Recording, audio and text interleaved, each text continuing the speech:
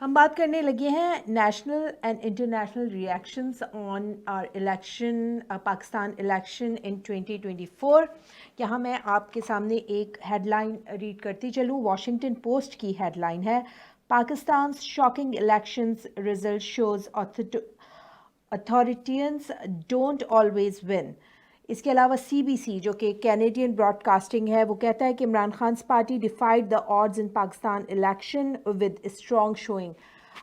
اس کے علاوہ ہمارے پاس بہت ساری میمز بھی ہیں، لیکن اس سے پہلے میں بات کرتی چلوں کیسے ریئیکشن آ رہا ہے نیشنل اینڈ انٹرنیشنل.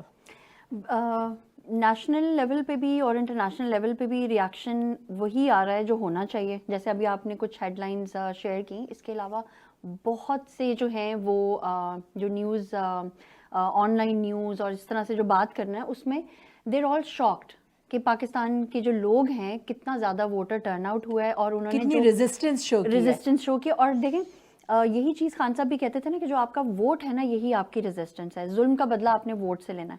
تو آئی تھنک انٹرنیشنلی بھی جو ہے وہ ان کو شاید نہیں پتا تھا، وہ یہی ایکسپیکٹ کر رہے ہوں گے کہ کیونکہ نیوز میں اگر آپ دیکھیں تو ان کی ہیڈ لائن زیادہ تر وہ یہی ہیڈ لائنز دیتے ہیں کہ آرمی کنٹرول کرتی ہے، تو ان کو شاید یہ لگ رہا ہوگا کہ اس دفعہ بھی جو ہے وہ آرمی ہی اس کو مینیج کرنے میں تیار ہو جائے گی. لیکن پتہ ہے آئی تھنک ایک جو بہت بڑا فیکٹر ہے نا، جیسے میں تو خود سوشل میڈیا پہ کام کرتی ہوں، تو میرا یہ خیال ہے کہ جو سوشل میڈیا ہے اس نے جو ہے وہ 2 سال سے جو پاکستان میں سب چل رہا تھا نا اس پہ آلریڈی وہ گراؤنڈ پریپیئر کر چکے تھے. یعنی کتنی شدت سے جو ہے ہم لوگ اس ریزسٹنس کو آلریڈی جو دنیا تک پہنچا رہے تھے. یہاں پر بھی آپ دیکھیں اپنے ایم پی سے جب بھی ہم بات کرتے تھے تو آپ اگر انہیں ای میل کرتے تھے تو وہ جواب ضرور دیتے تھے اس چیز کا. تو نیشنل انٹرنیشنل میڈیا کا جو رسپانس ہے وہ خود بھی شاکڈ تھے کہ مطلب اچھا پاکستان کے لوگ جو ہیں وہ اتنی ریزسٹنس انہوں نے شو کی ہے. تو I think moving forward Pakistan میں جو بھی ہوگا وہ اس چیز کو سیریسلی لیں گے اور اس کو کور کریں گے، اور کرنا چاہیے کیونکہ پتہ ہے ملیہ ہم لوگوں کو ریپرزنٹیشن نہیں ملتی. ہم چاہے جتنی بھی آواز اٹھا لیں، چاہے جو بھی کر لیں، اس طرح کی ریپرزنٹیشن نہیں ملتی ہمیں. لیکن انشاءاللہ جو ہے نا اب ہماری آواز سنی بھی جائے گی. جیسے ہمارا ووٹ جو ہے وہ کاؤنٹ ہوا ہے اسی طرح اب ہماری آواز بھی کاؤنٹ ہوگی. میں یہاں یہ بات بتاتی چلوں کہ Imran Khan as a politician now he is a case study. یہ الیکشن جس طرح انہوں نے لڑا ہے جیل کے پیچھے سے، جیل کی سلاخوں کے پیچھے، اور اس الیکشن سے 3 دن پہلے تک ان کو 30 سال کی سزا سنا دی گئی تھی. اس وقت جس وقت کسی انسان کی اسپرٹ سب سے ڈاؤن ہونی چاہیے، ہز اسپرٹس ور اپ. کتنی ہی خواتین جو کہ پڑھی لکھی نہیں تھیں، جو کہ اندرون سندھ میں یا اندرون پنجاب یا کے پی کے میں تھی، جب وہ پولنگ اسٹیشن سے آئیں ان سے پوچھا گیا کہ آپ کس کو ووٹ دیں گی تو انہوں نے کہا قیدی نمبر 804. دس قید بیکمز اے سمبل ناؤ. جو ایک لیجنڈ آف عمران خان ہے، اٹس ایڈڈ ٹو اٹ کہ he can one from behind the بارس. کیا آپ کہیں گے اس کیس اسٹڈی کے بارے میں؟ کیا now you are very proud member of P T I, you are one of the warrior. بالکل بالکل. اچھا دیکھیں بالکل قیدی نمبر 804 جو ہے وہ تو ایک واقعی ہمارے لیے ایک سمبل بن گیا. آپ جیسے کہہ رہی تھی نا کہ خواتین بہت نکلی باہر، تو میں یہ سمجھتی ہوں کہ اس جو پوری یہ جو جدوجہد رہی ہے نا اس میں خواتین نے بہت بڑا رول پلے کیا. Actually they are the front faces of the party. بالکل. اور خان صاحب نے ہمیشہ جب بھی کبھی جیل جانے سے پہلے بھی وہ جب بھی کیمرے کے سامنے آئے ہیں انہوں نے سب سے پہلے اپنی خواتین کا ذکر کیا ہے.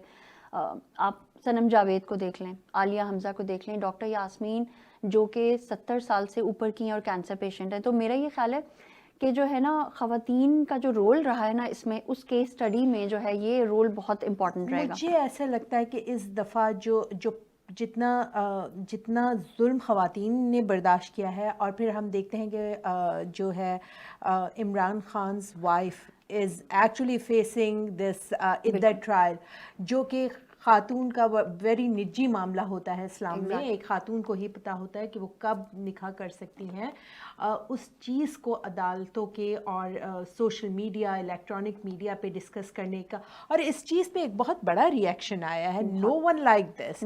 کسی کو پسند نہیں آیا کہ آپ کسی خاتون کے اتنے نجی معاملات کو ڈسکس کریں, یا ان کے چاہے وہ جو ہے مقدمہ ان کے سابقہ شوہر نے ہی کیا ہو.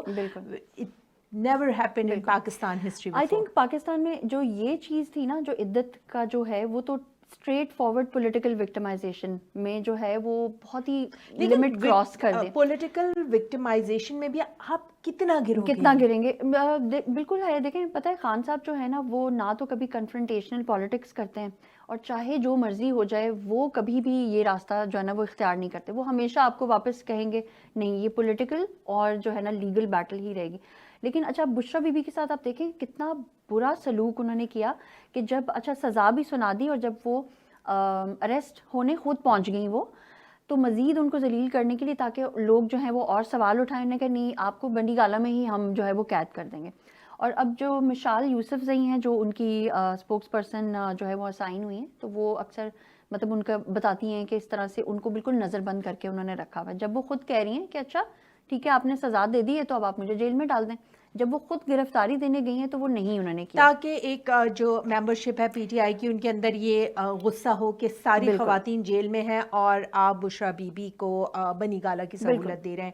میں یہاں پر آپ لوگوں کے ساتھ کچھ میمز شیئر کرنا چاہوں گی جو ہم لوگوں نے سیو کر کے رکھی ہیں. بہت زبردست میمز ہیں. اس سے آپ کو اندازہ ہوگا کہ دس از party where Sher Afzal Marwat and Imran Khan know how to do the savage trolling.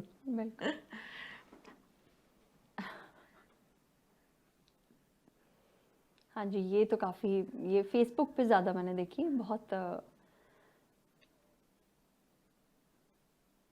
یہ دیکھیے رات 12 بجے تک انہوں نے نون لیگ کو دکھایا کہ یہ تمہاری اوقات, اور اب وہ 25 کروڑ کو دکھا رہے ہیں کہ یہ ہے آپ کی اوقات. بالکل, یہ سب میمز تو میری نظر سے گزرتی گئی.